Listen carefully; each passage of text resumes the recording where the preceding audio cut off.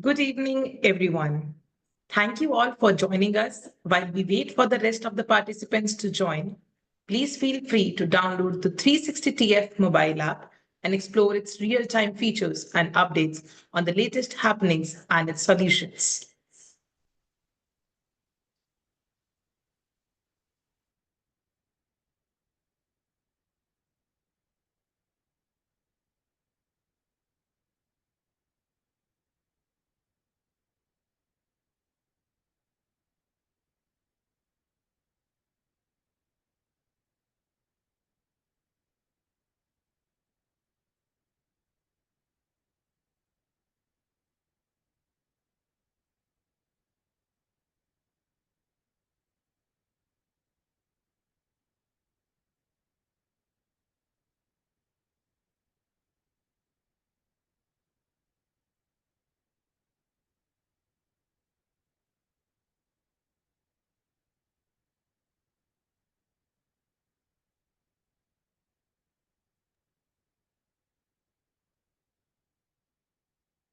Good evening, ladies and gentlemen. I am Manasvi Madan, and it's a pleasure to welcome you all to Season 2, Episode 2 of the 360TF Business Unplugged series. Business Unplugged continues to serve as a dynamic platform that brings together industry leaders from various sectors and regions to explore key business trends and emerging opportunities. Thank you for joining us for today's what promises to be an insightful discussion on the rise of supply chain finance as an investable asset class, unlocking liquidity and opportunity. We are proud to host two distinguished experts, Deepa Sinha, Senior Vice President, Payments and Financial Crimes at BAFT, and Craig Weeks, Senior Vice President, Trade at BAFT, in conversation with Kunjan Kapadia, Head of Banking Alliances and Investment Banking at 360TF. We are pleased to welcome Kunjan as the moderator for today's Business Unplugged session. A CFA charter holder at Penn State alumna, Kunjan brings nearly 2 decades of leadership experience across the financial services sector. She has worked in key markets such as the UAE and the US, leading strategic initiatives in asset management, investment banking, corporate finance, portfolio management, and banking strategy. Over the years, she has driven high impact capital market transactions and championed the strategic use of technology to address evolving challenges in trade finance.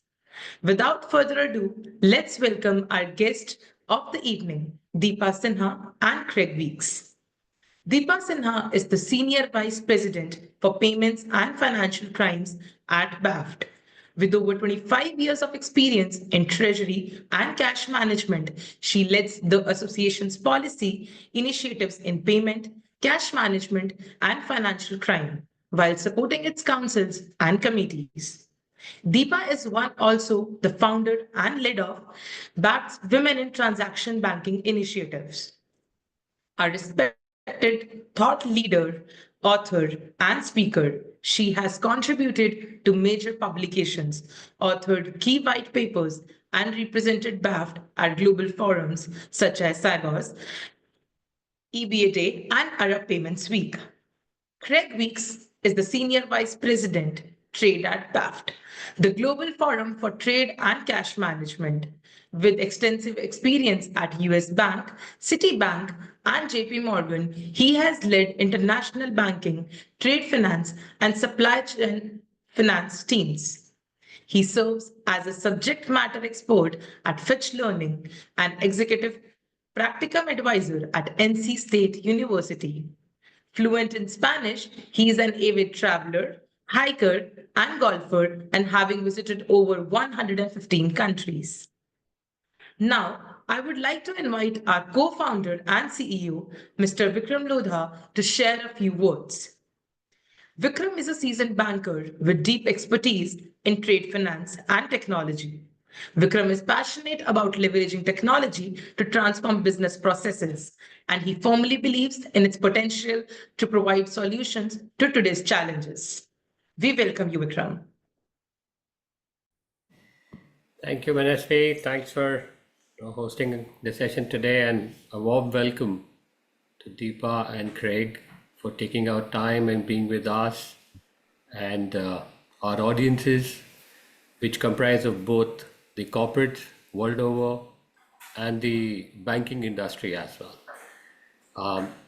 Today's topic is of interest, in particular to, I would say, the banking fraternity more, also the funds and a few family offices that are attending our session today. Everyone is looking at this as an asset class. What we do, we seldom find it difficult to explain it to people. And now we have, great minds like you talking on our behalf as well and making a headway into the industry where we can position trade as an asset class or supply chain as an asset class. A warm welcome from 360TF family. You are in one of the best hands that we have, Kunjan, and she's been, I would say, leading both the banking function and the investment banking function at our end. So she is best positioned to take care of both the aspects of the discussion. And a very warm welcome once again to both of you. Looking forward to the enlightening session. Thank you. Thank you, Vikram. Now, I'm sure everyone is eager to hear their thoughts and insights. With that, now I hand it over the mic to the panel to take the discussion forward. Thank you, Manaswi. Good afternoon, good morning, and good evening to everybody. So, Deepa and Craig, an information packed session ahead of us regulatory, securitization, and tokenization of SCF from the perspective of Deepa, and product, asset, and technical minutiae from the perspective of Craig. So, let's get right into it. Craig, how would you define SCF as a strategic financial tool? And what factors contribute to its increasing adoption in today's global context? Well, first of all, thank you to you, Gunjan, and to Vikram and your wonderful 360TF team for inviting us. This is a wonderful opportunity, and we're honored to be included. I would just to talk a little bit about the definition and context of supply chain finance. When we talk about that, or SCF as we'll call it, we're referring to a set of technology-driven solutions to optimize cash flow and liquidity, excuse me, by allowing buyers to extend payment terms or receive other benefits while enabling suppliers to receive early payment. So to put that in context a little bit, as global supply chains grow increasingly complex and fragile, improving liquidity and operational resilience has become a critical driving surge. Two further points on that. The integration of the financial and physical supply chains and the management of those chains is no longer an ad hoc tactic, but a core strategy for many corporates. If you're a corporate and your procurement people do not know the treasury people, you're behind. So ensuring the financial health and continued reliable performance of your major suppliers is key to many anchor clients. So SCF is actually a risk management tool as opposed to solely a treasury tool.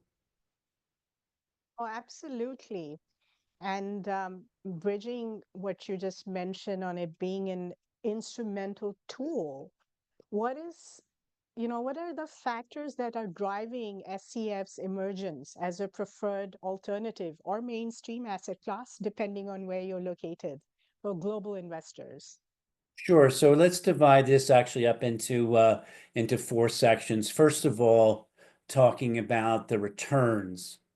These SCF assets are very short term, normally 45 to 180 days, generally 90. There's low volatility and low default risk. However, as these assets do not have, as we would call in the US, a CUSIP number or other registration key, they may require a higher return based on the investor's capital allocation strategy.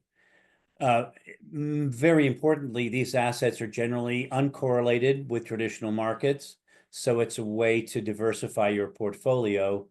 And then the industry is moving towards standardization and transparency, digitizing and using standardized platforms. That's, in my view, is the eventual best case, but many programs still are run on existing bank platforms and using file transfers, i.e. the technology is not end-to-end and seamlessly used throughout the industry. There is an ESG element to this, that supply chain finance can support ESG goals by promoting inclusive finance, fair practices, and supplier sustainability. But that assumes that those are the strategic goals of the anchor client who actually is driving this. As a practical matter, this is not always the rationale for anchor clients when they set up their SCF programs, but it can be in some cases. Secondly, there are really two types of investors in this field. The banks that are too small to have the capacity to generate and administer their own programs, but want relationship leverage and they want to be seen as a supply chain bank. They can invest or buy participations in other banks' programs. And then you have the investors that are seeking attractive assets, but have little interest in the specifics of the underlying origination of the business. The key to this is knowing where the need is. If you're an FI or a bank looking to get into supply chain finance, you need to understand the need. Where does your client stand vis-a-vis their competition on the receivable side and on the payable side? Are they best in class, lower quartile? Make sure you're looking to address the need.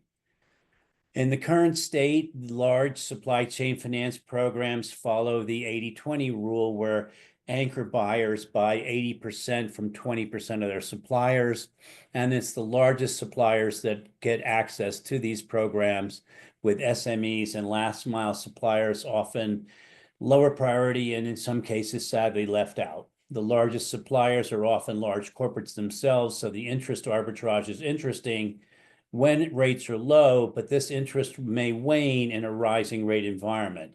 We may be seeing a slight slackening of demand in some large markets for new programs.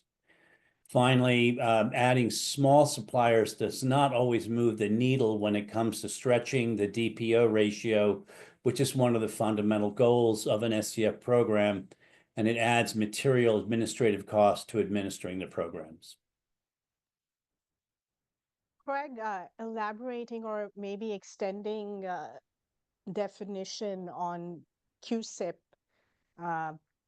So for our international listeners or viewers, so the QSIP equivalent is the ISIN, which is the International Security Identification Number, which is what lends, you would say, comfort to an investor when they want to invest in any type of security class.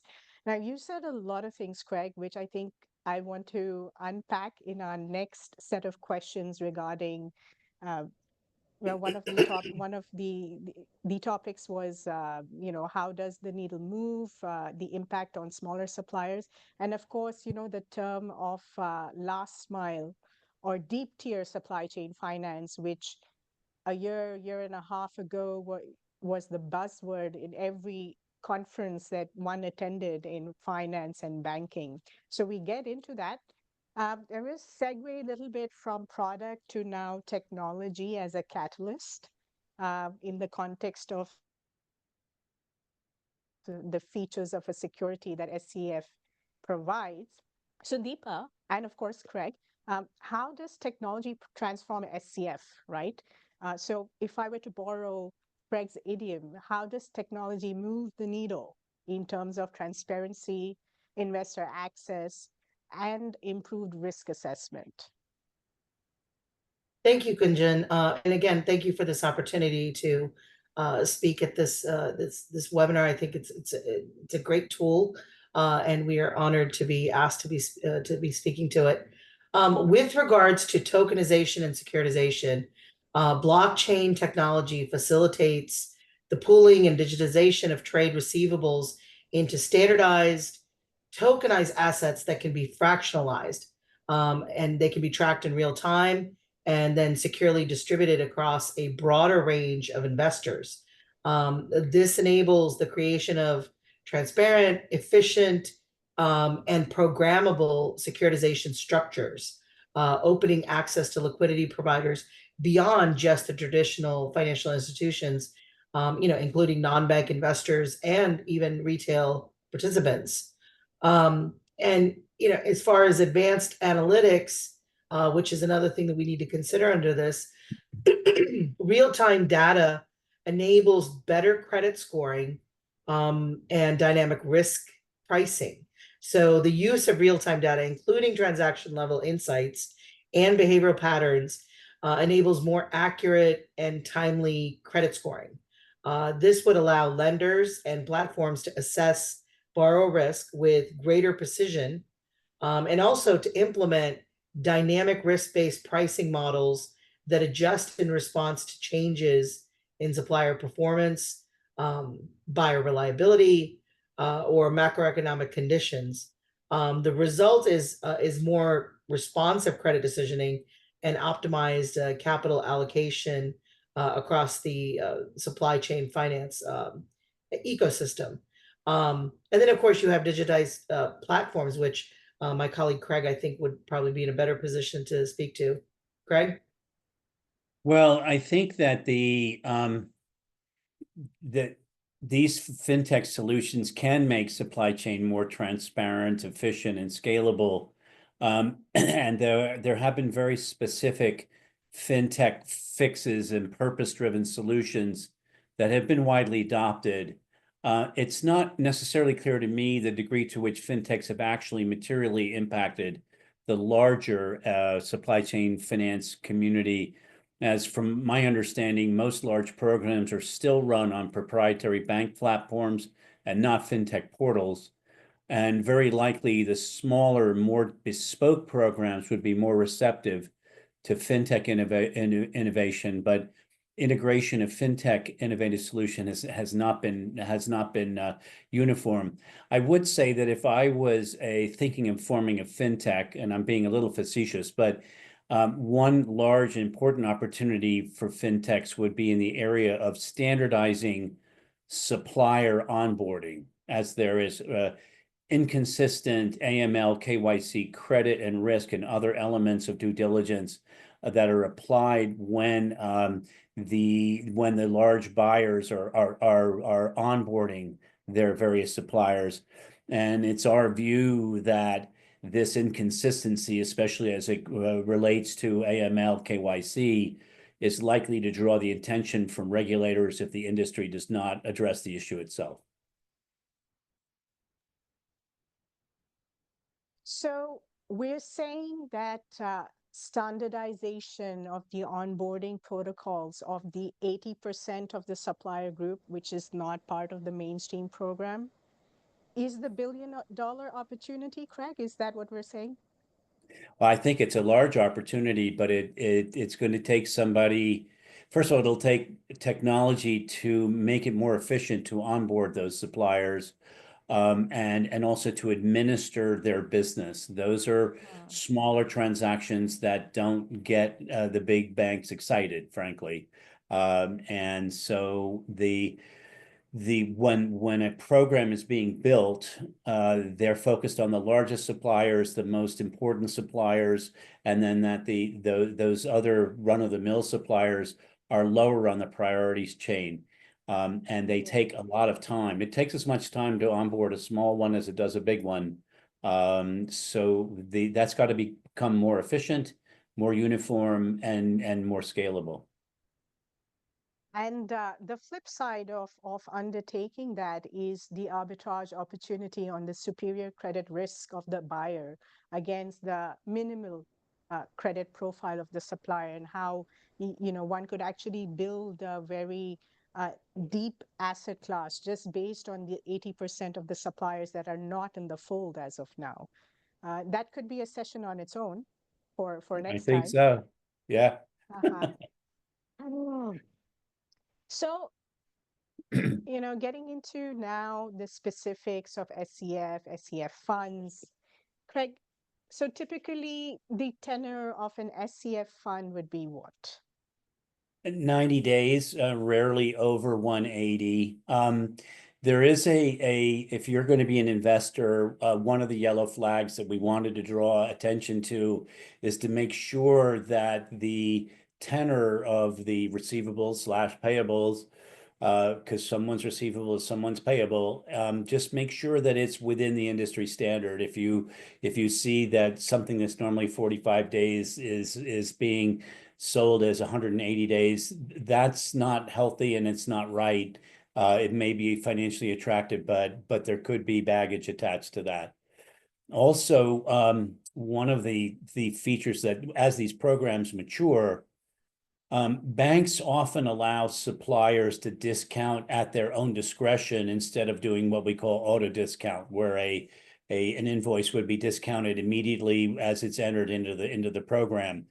When suppliers can discount at their own discretion, we are finding that they're lumping these very close to quarter end or whatever the marker is for an accounting period to reduce their receivables and then jack up their cash at quarter end, which often means that the bank only has that asset for maybe 10 or 15 days. So that's an issue that the big banks are dealing with. They sort of created that issue for themselves, but that's actually is happening. But then that's also the opportunity for the smaller institutions that you're mentioning earlier, who would not be, I would say apprehensive to take on even that minuscule exposure, as opposed to having no exposure to the buyer risk, right? So very interesting to unpack that. Also another session on its own. Absolutely. Sign me up. So, so having said that, we talked about smaller institutions, larger institutions, some of the technical minutia, some of the on-ground realities. In what regions is SCF, going to have the largest traction, has the largest traction currently? Well, clearly North America, and also Western Europe. As we said, that one of the dirty little secrets is that this product was not invented by American banks, although they would have you believe that it actually was invented in Spain. And the Spanish banks are masters at this, and we need to give them credit, I believe. But it's clearly there is the largest traction is in North America and Western Europe. The largest potential for me, I believe, would be in Latin America, the Middle East, South Asia, and to a degree, Africa as well. I think in the context of Africa, it's going to be a significant leap from having very little understanding and exposure to this product, both as a treasury instrument, as an and an investment instrument, to straight up being both, right? So all the other regions that you mentioned, there was a transition. You have big banks, they did it manually, as you stated. These are prop systems. Now we have interest from fintechs. You have smaller banks that are getting in. They probably won't have that middle piece. They're probably going to go from here to straight up, investable asset class and treasury instrument. And that's very exciting to be observing in the next, 5 to 10 years time. And I would So, add to that, I think in yeah. Africa, it's what we've seen in Kenya and in Nigeria are that leapfrogging several steps of technology to get best in class in specific areas. And I think this would be one of those areas that would be ripe for that. Clearly, the business flows exist to help that. Absolutely. And also just, on a side, on the letter of credit side, so these are the two options, right? So you have supply chain finance / invoice financing, factoring, and then you have letter of credit. These are the two big products. So the letter of credit, you're still stuck to the FI side of it, but this You could do a lot. You have a lot of varied financing institutions if they know how to price the risks to really, really bring this market of alternative or mainstream asset class in Africa. Yeah. So, If you recall yeah, that the whole rationale for supply chain finance getting into it was that the bank's traditional trade finance revenue, which was largely driven by letters of credit, has diminished. It's not going away. Letters of credit will always be with us, but there was a revenue gap that the banks felt they needed to address, and getting into the open account space, which is 90% of all transactions in the world are open account. That's where the longer term opportunity is. and so 90% open account. And then when we compare the default rate, right, if you know, between Yeah. open account and letter of credit, not very different as opposed to your traditional assets and liabilities business for a bank. Well, and in this case, we're talking about default risk on supply chain transactions, bearing in mind that the way the best programs are structured is that the obligor is a higher rated buyer, okay, and that the suppliers are generally lower rated entities. So you have an arbitrage there of the applied interest rate for the large, highly rated buyer and the lower rated supplier. So that arbitrage is in your favor because the anchor clients in this case are generally higher rated. If you add to that the fact that the anchor supplier determines which of its suppliers, sorry, the anchor client determines which of its suppliers get added to their program, okay, and that all assets are date and amount firm. So those two additional factors, I think, make this considering the returns, a very, very attractive asset class. And at least we can say for the foreseeable future, despite what we've witnessed in the past couple of weeks as far as tariffs and all the other conjecture on operations moving to the US, at least in our lifetime, this is always going to be a corridor specific flow, meaning goods are always going to go from lower credit because that's where the labor is cheaper. It's going to go from east to the west, and the money is always going to come from west to east. And that arbitrage leverage should and will be there for at least another 20, 30 years. Right. And the challenge is going to be in that case to make these supply chain programs more cross-border friendly.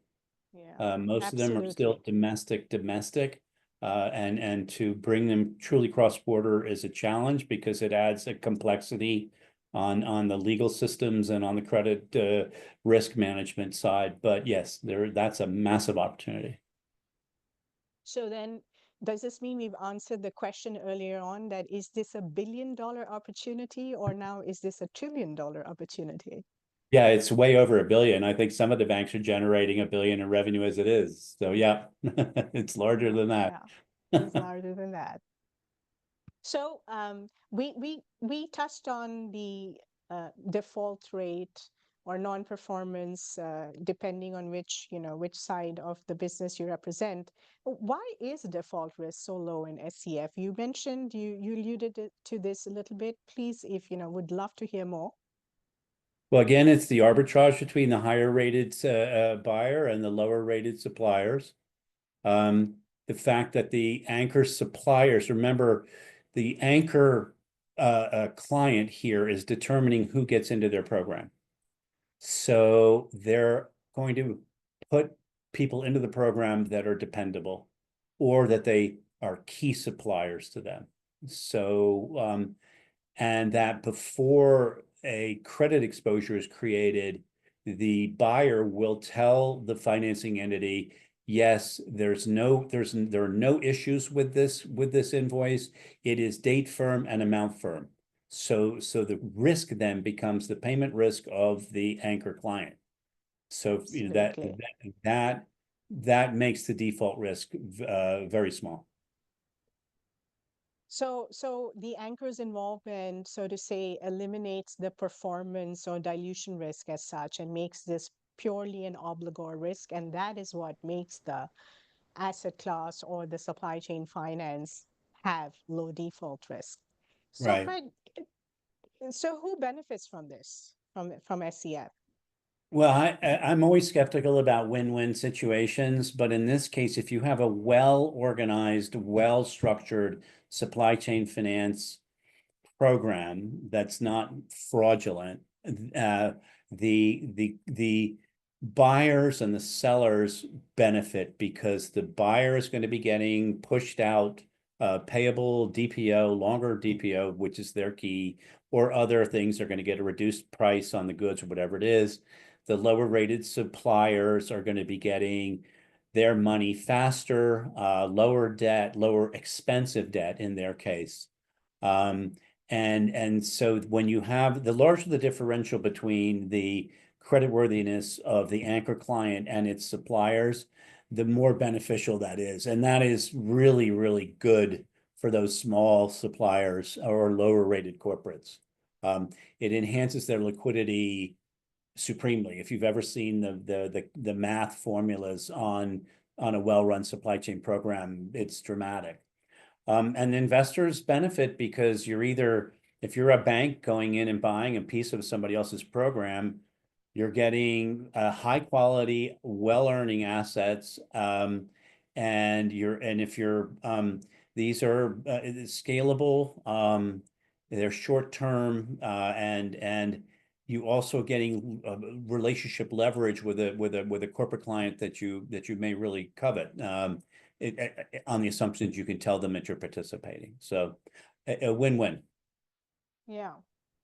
So, in the context of win-win, if we were to evaluate what could be the potential risks associated with SCF and how could one mitigate them?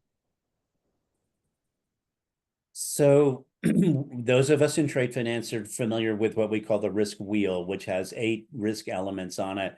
And although there is theoretically every kind of risk in every kind of transaction, in this case, I would say that the 5 risks that you would have to consider either as going in as a full participant or as an investor, obviously credit risk, buyer default, is your anchor client creditworthy? That risk gets mitigated as we talked about before, but it's not eliminated. So one way to deal with that is to distribute the risk either through the secondary market, i.e. selling your exposure to another bank or another investor, or getting an insurance wrap around those assets. You have performance risk by the supplier, although this should be minimized. It's never zero, but it should be minimized. Reputation risk, that's key here, and investors don't focus enough on it. Fraud risk and operational risk. There have been a couple of noteworthy frauds, one fairly recent, one about 4 years ago that was massive. And if you unwrapped that risk, you found that the investors were not doing their due diligence. The assets were not supply chain finance assets, and it was a spaghetti bowl of mismanagement and incorrectly marketed programs. But there is reputation risk with being associated either as an originator or as an investor in a program like that, as well as fraud risk. And operational risk. This takes a pretty sophisticated back office to successfully manage one of these products on an everyday basis. So the bank has to be able to handle that and manage it appropriately and learn from mistakes. So investors need to do careful due diligence and dig deeper than they previously have, and make sure, for example, that the buyers and sellers actually do deal with each other. And also, if you're an investor, you want to ask a difficult question. If it turns out to be a fraud, is your partner going to make you whole?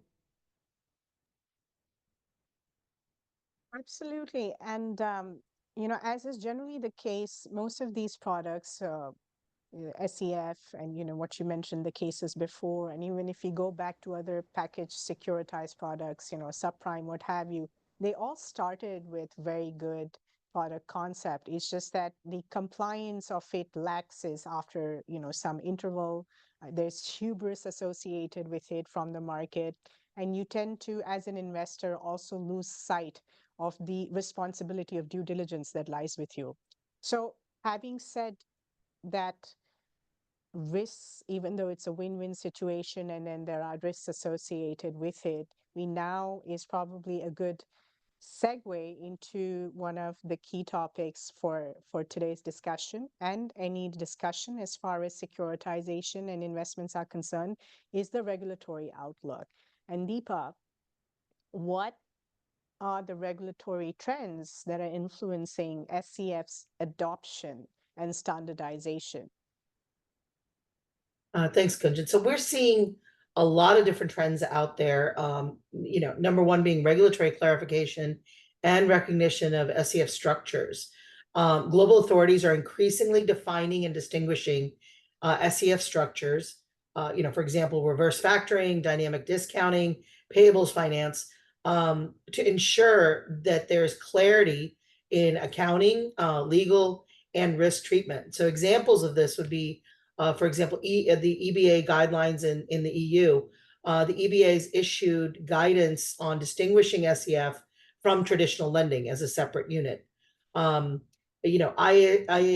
and FASB statements push for clear disclosure of SEF arrangements in financial reporting. So, for an example of this is liquidity risk implications. And, another trend is enhanced disclosure requirements. So regulators globally and standard setters are mandating enhanced disclosures for SEF programs in financial statements to prevent that opacity in corporate liabilities and liquidity risks. So examples of this is FASB, again, in the US, issued new rules requiring companies to disclose the outstanding confirmed payable amounts in SEF programs, which was never done before. And there is SEC scrutiny.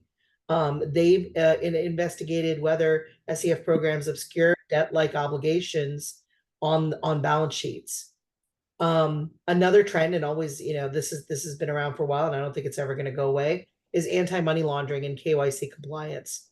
As SEF involves multiple counterparties across multiple jurisdictions, regulators demand stricter AML and KYC measures to make sure that that prevents illicit trade finance misuse.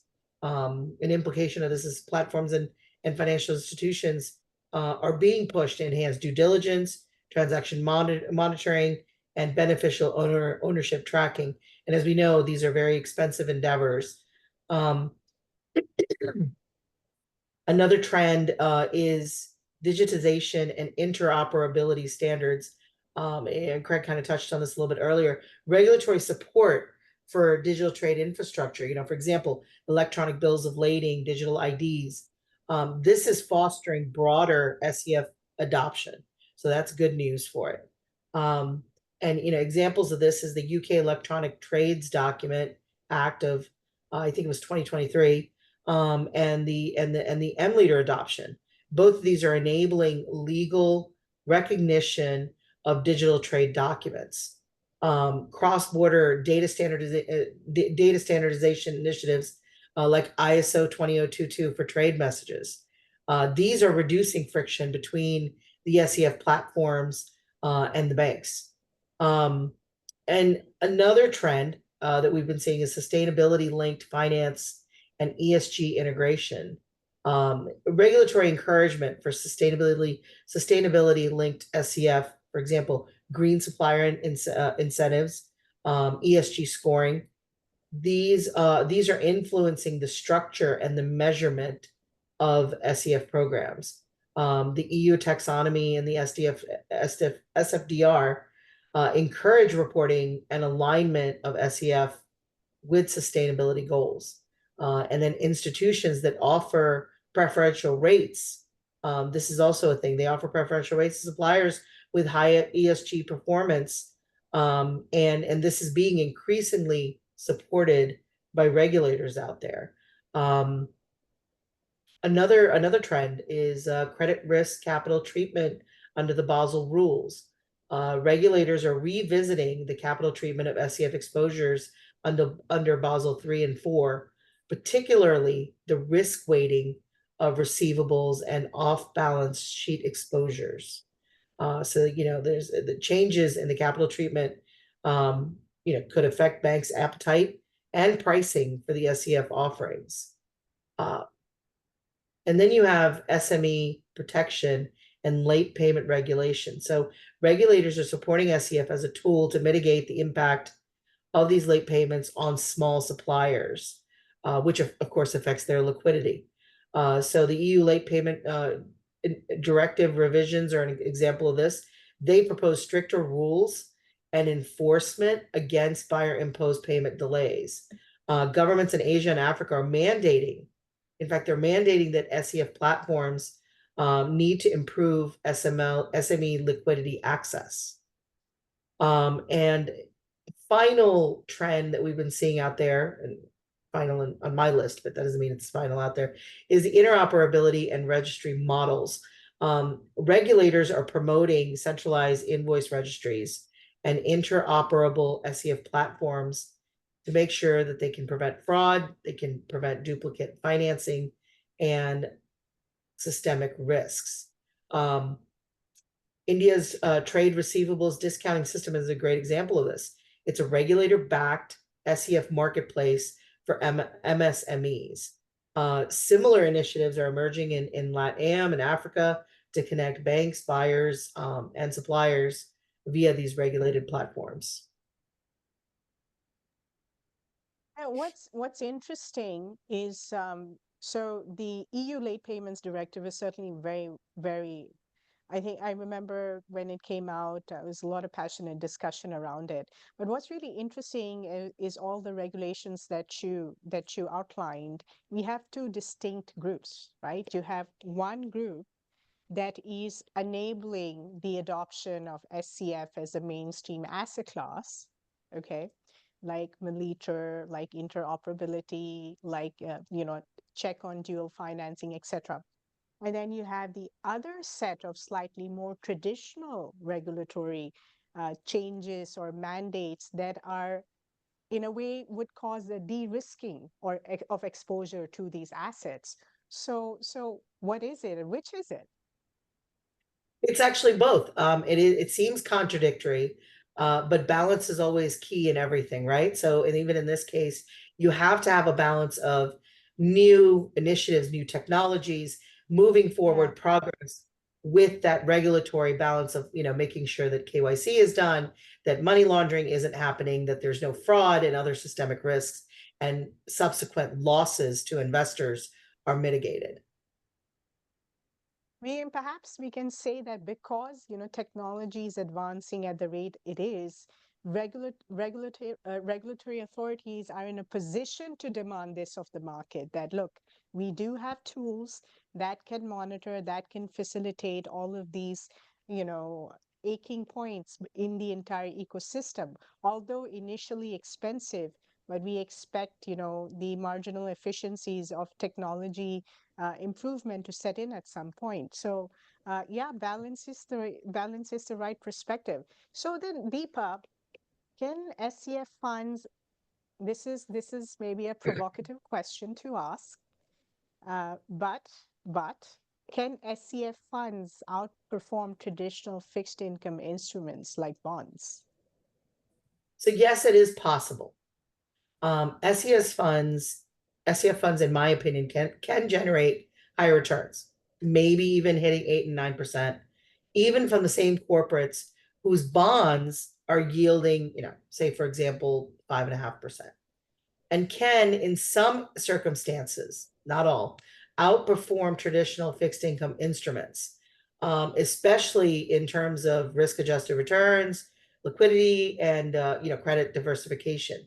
However, their performance advantage depends on market conditions, fund structure, and of course, the underlying asset quality. So, you've got higher risk-adjusted yields. They invest in short-dated, trade-related receivables, which may offer yields above money market and short-term corporate debt instruments, especially in low interest rate environments. These instruments are typically self-liquidating and they're secured by trade flows, so that reduces the duration and as well as the credit risk. There is a lower default correlation there. SEF exposures are often tied to transaction level performance, not long-term corporate solvency. But and because of that, the risk is distributed across multiple buyer and supplier relationships, with, investment grade anchor buyers, as Greg had mentioned, mitigating that single issuer risk. There's also a floating rate structure there. So many of these SEF instruments are structured with floating interest rates, which can and sometimes outperform fixed rate bonds during rising rate environments, which I feel like that's what we're kind of in now. And that helps protect real returns. You've also got a short duration and a high turnover. So, average maturities range from 30 to 120 days. You've got SEF portfolios with rapid turnover, and that provides more flexibility and reinvestment opportunities compared to long dated corporate bonds. So there's that. And then you've got uncorrelated, to the broader credit markets. The returns are more linked to real economy trade flows rather than to broad interest rate or credit market moves. So this offers potential diversification benefits to the traditional fixed income portfolios. All that said, there are challenges and caveats as well. There are liquidity risks, and we've mentioned this earlier. Unlike corporate bonds that trade on the secondary markets, SEF instruments are privately negotiated and therefore less liquid, requiring managed fund structures to provide redemption buffers. There is operational and legal complexity. SEF involves, multi-jurisdictional contracts, invoice verifications, counterparty compliance, and all of these require a robust infrastructure and risk management program. And then you've got, your concentration risk, funds heavily concentrated in a few anchor buyers or sectors may be exposed to supply chain disruptions, or geopolitical events, as we're seeing now, as well as, the normal corporate downgrades that occur. And finally, I would say limited transparency. So while improving, SEF still lacks that uniform disclosure standards across all jurisdictions. And that can obscure the underlying credit risk compared to publicly rated bonds, in my opinion. I want to tie in the liquidity risk to the duration risk, which is the duration risk, as in the Macaulay duration risk, not the actual maturity risk. But, given the market's euphoric response to pricing risk these days, because I remember in a time when the markets were a lagging indicator of times to come, we're now in a place where they seem to be a leading indicator of times to come. Can we say, is it an evocative statement to say that the fact that it's less liquid is actually works in the favor, because it actually realistically prices the underlying real economy exposure, as opposed to the stock and the bond market, which is based on euphoria? Could we say that? Yes. Yeah, I mean, I definitely agree with that statement, because again, you're spreading the risk across multiple buyers and investors. So everybody's potential losses are lessened. And because you have less duration, the further out you go, the less likely you are to recover your money, right? Yeah. Less duration helps with that. And if you look at traditional bonds and markets, a traditional treasury bond is a 10-year yield, for example, in the US. So you're expected to stay in that to get that yield, to realize it, the longer duration there. Whereas something like this is, 90 days on average, and you move on to the next investment. Absolutely. So we're now in the last couple of minutes of this session till we open up to the wider public forum, to our friends who've been listening in. So, how do we envision the evolution of SCF in the financial landscape? Both Craig, Deepa? I'll go first if Craig, if you're okay with that. Sure. So the evolution of SCF in the financial landscape is poised to be transformative for sure. We're seeing that. It's driven by a convergence of technological innovation, as we've discussed, regulatory modernization, and then of course the shifting economic priorities, right? So you've got a shift from niche tool to mainstream asset class. This is huge. SCF is transitioning from a tactical working capital solution to actually a core component of institutional investment portfolios. And this is a recognized strategy. As more receivables are standardized, they're rated and securitized, SCF will emerge as a mainstream yield enhancing, low duration, fixed income asset class. This will open up participation from pension funds, insurers, and other alternative asset managers beyond the traditional banks. In other words, I'm waiting for private equity to come in on this, and it's just a matter of time.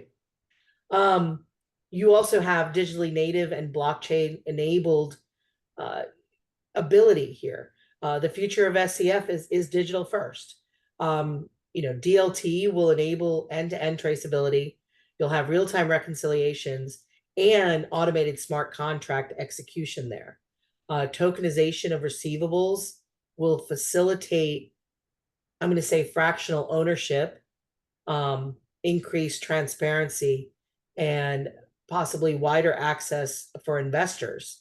And this is going to revolutionize how working capital is mobilized globally. And then you have the embedded finance and platform integration piece of it. As it becomes embedded in procurement and ERP platforms, this will enable real-time financing decisions at the point of actual transaction. And buyers and suppliers will access financing options seamlessly within their existing workflows. And these will be driven by API integrations, and of course, AI-powered underwriting engines. I don't think we can have a discussion around technology without mentioning AI. So that's definitely there. And all of this is going to create a frictionless, invisible financing layer across all the global supply chains. You do have a shift coming from buyer-led to multilateral ecosystems. Traditional SCF has always been buyer-led, benefiting large corporates. The next generation is going to be more inclusive. I feel that it's gonna be supported by government-backed platforms, a lot of fintech aggregators, and ecosystem-based models that will allow SMEs to both access and provide that liquidity. And it's going to evolve into a two-way multilateral marketplace. And then you've got, of course, the ESG linked factor there as a catalyst for sustainability. So SCF is going to play a strategic role in driving ESG performance across supply chains. The financing terms will increasingly be linked, in my opinion, to supplier ESG scores, carbon footprints, labor practices, and other sustainability KPIs. This evolution will align capital flows with green and inclusive trade objectives, turning SCF into a lever for sustainable development. You've got global regulatory harmonization and transparency. So as it scales globally, regulators are going to push for harmonized standards, which will improve transparency, disclosures, and anti-fraud protections. This in turn is going to reduce that friction in cross-border financing that we're currently seeing. And it's going to also foster greater trust among the participants and the regulators, which is important. Like I said, you can't have this discussion without mentioning AI. So, there's AI-powered risk and liquidity management. AI and machine learning is continually growing, and it's going to enhance risk analytics by predicting buyer defaults, identifying supplier distress, and probably optimizing those fund flows. So dynamic pricing based on real-time risk scores will allow adaptive credit lines, a possible better utilization of capital, and possibly a proactive risk mitigation strategy to be put in place. Craig, any thoughts? So two things quickly. In my view, the supply chain finance business will continue to be dominated by large banks and their large anchor clients. Smaller banks and NBFIs will need to move down market into higher risk anchor clients and more challenging supply chains if they're going to get into the business in a meaningful way themselves. Smaller banks are finding success in niches like, for example, a regional US bank has built a very nice supply chain finance business focused on large medical practices, an area where the big banks really don't want to go. Secondly, there's a gradual shift taking place in the power dynamics within SCF programs. Previously, the power was almost all with the large banks. We're seeing that power get subsumed in cases where large anchor clients are administering simultaneously 2, 3, or 4 large programs with separate banks, and they're playing off one bank against another by putting their transactions into whichever bank program offers the best rate at that time. So we are seeing anchor clients start to flex their muscles against the big banks a little bit. Just a couple of trends that we're seeing. So now, what does all of this actually unlock as a closing thought from each of you, please? Go ahead, Deepa. Okay. I think we're in for some exciting times. I think we've mentioned here several different trends that we're seeing, several different technologies that are emerging to kind of. I'm going to say that this next era is the era of trade. We all know right now trade is on the hot seat because of the current U.S. administration and all the moves that they're making.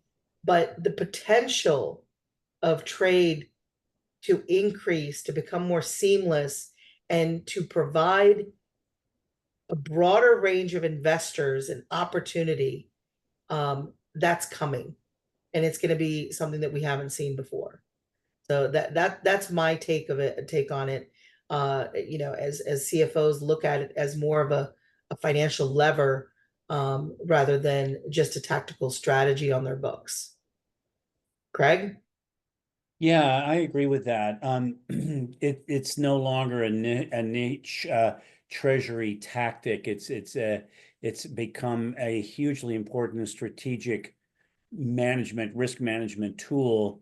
And I would just offer that if your bank is developing a strategy for getting into this business, either on the payables, receivables, or inventory side, and we haven't touched on inventory, consider 4 things. Know the need. What does your client need? Secondly, is your senior management knowledgeable about the product and supportive of what you want to do? Thirdly, do you have the operational and compliance capacity and the skills internally to handle this business?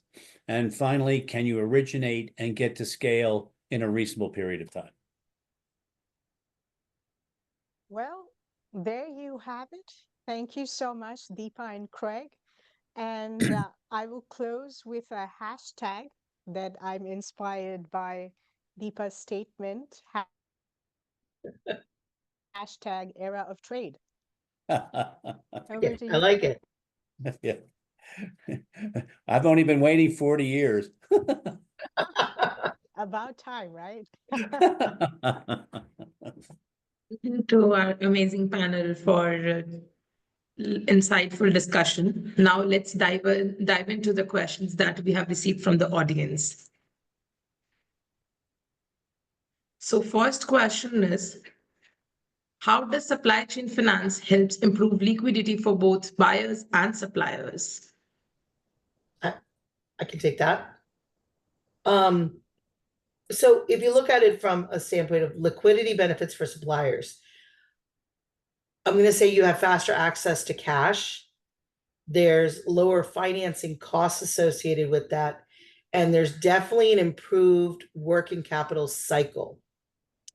Now, liquidity benefits for the buyers on the buyer's side, you've got extended payment terms, possibly, a stronger supply chain resilience, and possibly improve balance sheet metrics.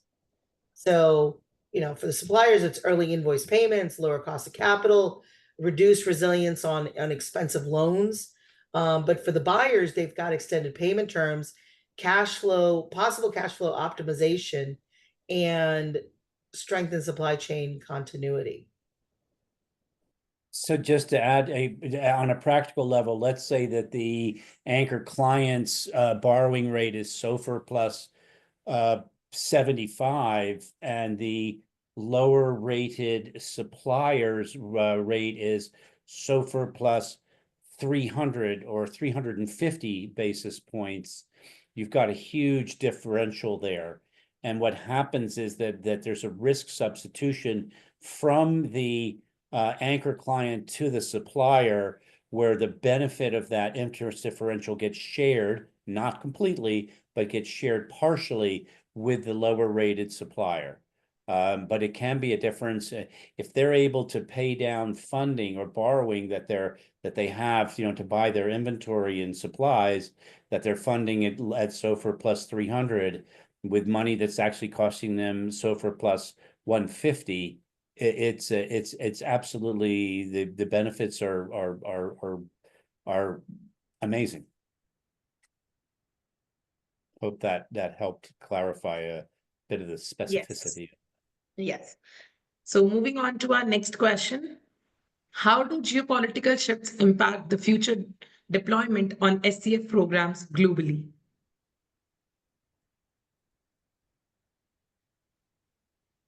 Craig, Well, you want I'll to take take a stab at that initially, and I know that's leading to tariffs. So the truth of the matter is that most supply chain finance programs at this point are domestic. Okay. There are some cross-border programs that are increasingly successful. And one of the tactics that's been used, frankly, has been for a foreign supplier to place huge inventory in the country of the anchor buyer, and that wherever they're storing that inventory actually becomes the entity with which the anchor client is dealing, and they put that warehousing operation basically into the supply chain finance program, as opposed to the cross-border ultimate supplier. So that's one way around it.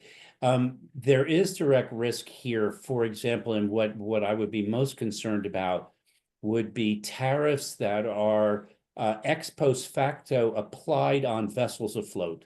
If you have containerized cargo that's on a 30-day sail from Asia to US West Coast, and those were, for example, Christmas ornaments that you've already priced, if the buyer, you price them at some level, and 100% tariff gets imposed on those goods as they're afloat, that's a risk, and it's big, and it assumes a certain level, if you're imposing those tariffs, it assumes a certain level of import substitution, that you just somehow be able to procure those goods domestically at a lower rate.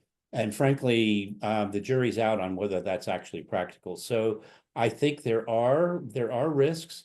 However, remember that those particular receivables or payables don't get put into a program until the anchor client has said they are date firm and amount firm. It does mean, though, that there is significant risk for the supplier, that they may not be able to put those receivables into the program. Deep, I don't know if you had a thought on that. No. Good. Moving on to our next question. Could you please elaborate on the capital treatment and charges for supply chain finance under Basel 2 and 3? Is it the detrimental to the growth of this product or enable standardization across the globe for financial institutions?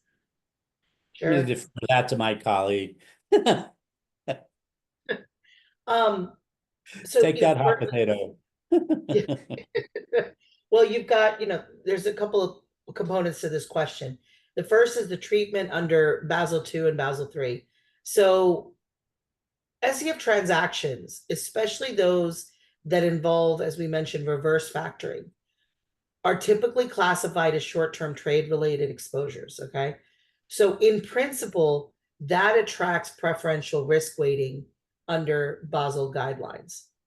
However, under Basel II and Basel III, the capital requirements there are tied to the credit risk of the buyer, not the supplier. So the risk weight applied depends heavily on the counterparty credit rating and whether the bank uses the standardized approach. And it's been a while since I've looked at all this. I'm trying to remember this off the top of my head.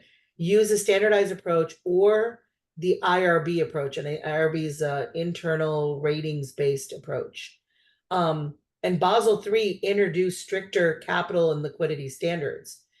Some of it was LCRs, we remember, NSFR, LCR's liquidity coverage ratio, and the other is net stable funding ratios. And then this incentivizes longer term trade finance. So we have to keep that in mind. And then you've got the leverage ratio rules, and those do not account for risk weighting. So potentially treating low risk SCF exposures similarly in a risk factor to unsecured lending. Some of the detrimental impacts to that. So some structures, SCF structures, especially when they're off balance sheet or involve possibly complex discounting arrangements, these face a lot of regulatory uncertainty. So this will lead to more conservative capital allocation by the banks. Under Basel III and the stricter capital buffers there, banks might view SEF as a capital inefficient relative to other short-term lending. So that will in turn limit their willingness to scale programs, particularly in emerging markets and for mid-tier suppliers.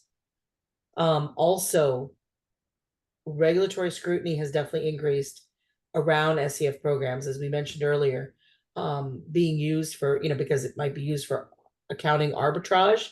So you're disguising the debt as trade payables. And this could potentially lead to reclassification risks. So that would definitely result in higher capital charges.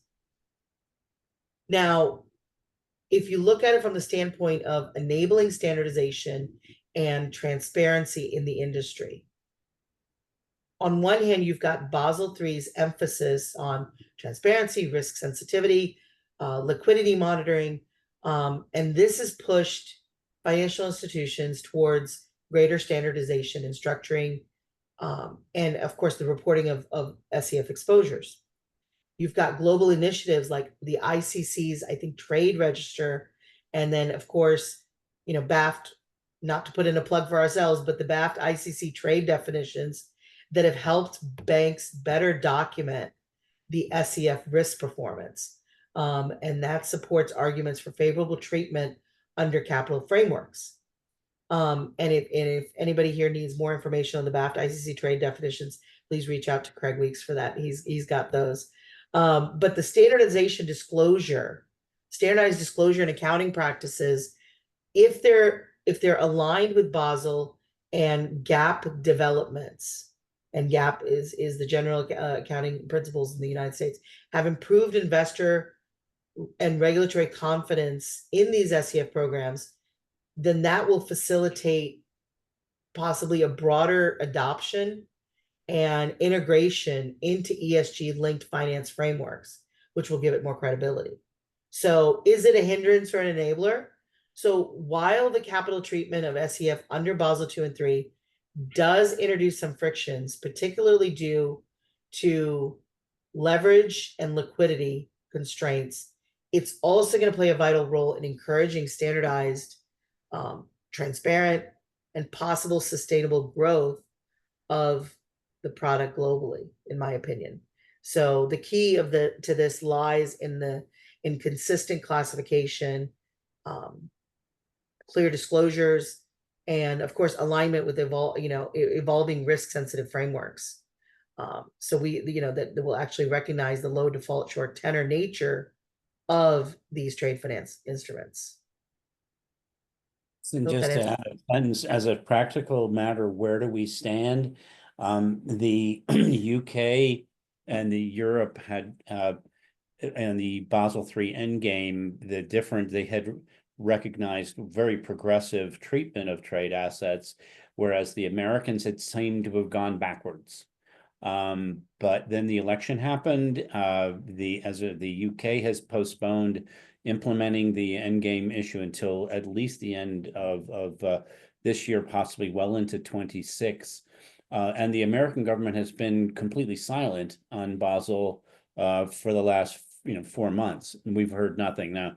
So there's a significant degree of uncertainty about the Basel endgame, in my view, at this point. Thank you so much, Kunjan, Deepa, and Craig, for joining us. With that, we have come to an end. Before we log out, we get ready for the third episode of season 2 of our Business Unplugged series featuring Neelaham. Mark your calendars for May 16th, same time, same place. See you there. And we would like to thank you to our panelists for the day. Thank you for joining us and for this insightful session. Thank you for having us. Thank you for having us. Thank you. Thank you, Thank Deepa. you. Thank you, Craig.